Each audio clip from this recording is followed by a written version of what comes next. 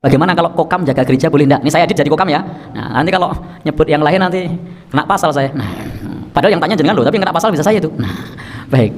Bagaimana kalau kokam jaga gereja gitu ya? Pertanyaannya saya ganti kokam ya. Baik, boleh enggak? Ya. Bukan kewenangannya. Nah, karena yang punya kewenangan untuk menjaga siapa? Polisi atau tentara. Karena kokam itu sama dengan kita, sipil. Kokam itu bukan militer, sama dengan kita sipil. Kokam itu bukan polisi, sama dengan kita sipil.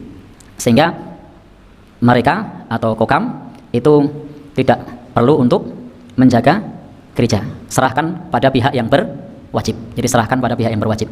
Selagi mereka masih terpenuhi, masih tercukupi, maka itu menjadi tugas pihak yang berwajib.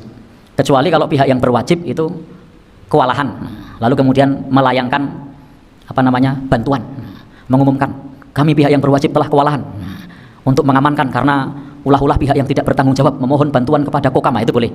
Tapi kan koyone orang mungkin toh. Masih terpenuhi apa tidak? Jumlah polisi tentara masih sangat melimpah. Sehingga dalam masalah ini untuk kokam tidak perlu terlibat menjaga gereja. Baik. Bapak dan saudara yang berbahagia, karena itu adalah tugas siapa?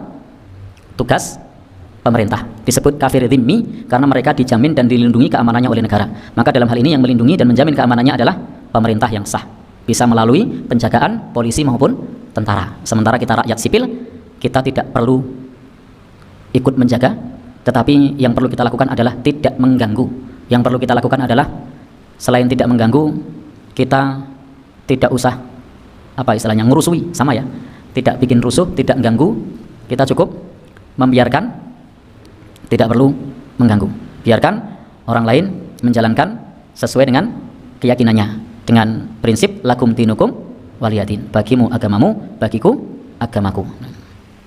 Baik, begitu Pak Nggih atas pertanyaannya. Jadi memang tugas bagi negara itu melindungi seluruh warga negaranya, baik yang muslim maupun yang non muslim atau yang kafir. Baik dalam hal ini adalah kafir dhimmi, orang yang non muslim yang tidak mengganggu umat Islam. Kewajiban keamanan mereka, jaminan perlindungannya ada pada negara. Maka kalau ada polisi, ada tentara jaga gereja, itu bagian dari tanggung jawab pemerintah. Kalau kokam bagaimana? Bukan tanggung jawabnya, karena sama-sama warga sipil. Kita sama-sama warga sipil, sehingga tidak perlu mengamankan itu, nanti malah ngerusui kita. Tahu ngerusui? Malah nambah-nambahi anggaran. Yang harusnya anggaran mereka hanya cukup untuk makan 10 orang, kokam nimbrung nambah nanti. Nambah enggak kira-kira? Baik. Apalagi negara lagi efisiensi anggaran.